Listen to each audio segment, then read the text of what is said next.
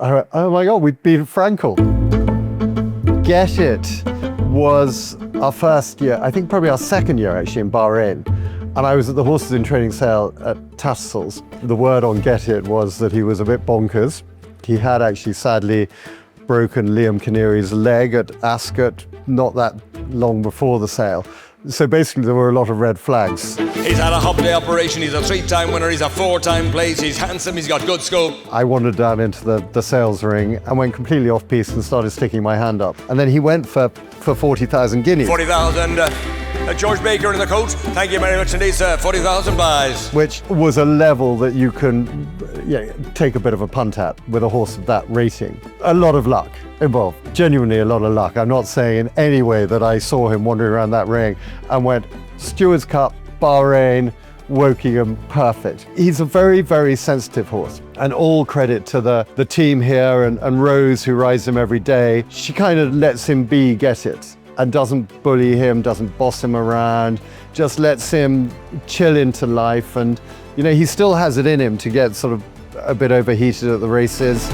We've had a couple of times when walking around the paddock, you know, we've got no chance. But Maha, who's looked after him brilliantly in Bahrain and here, and everybody, and Barry, assistant trainer, they've all done an incredible job.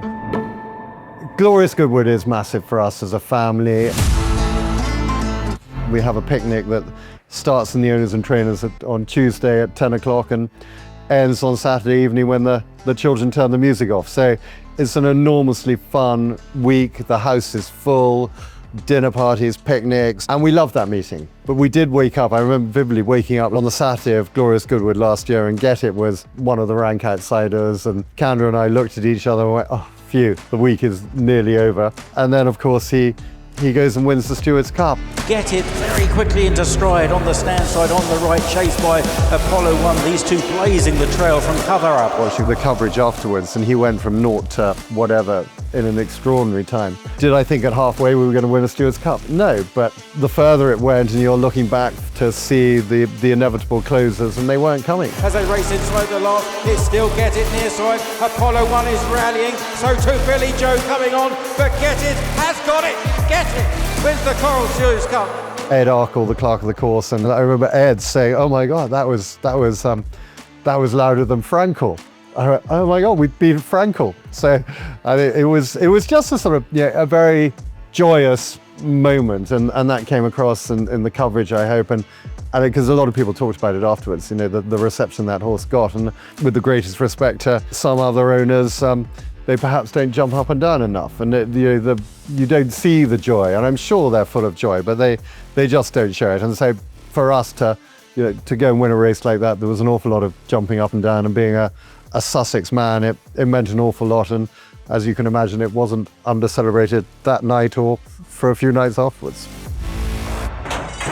And they're off. On to Royal Ascot, where again, you know, his previous run, he'd broken the course record, but he was still sort of pretty unconsidered in the betting. When he broke, Shamie Heffernan was on board because obviously, sadly, Pat Cosgrave was banned, but Shamie gave the horse a Pat Cosgrave ride, which is just let him roll out of the stalls because he's so electric, and you kind of have to just be a passenger for a furlong and a half, and then he'll come back to you and fill himself up, and then you ask him and he will go again, which is pretty remarkable in a sprinter.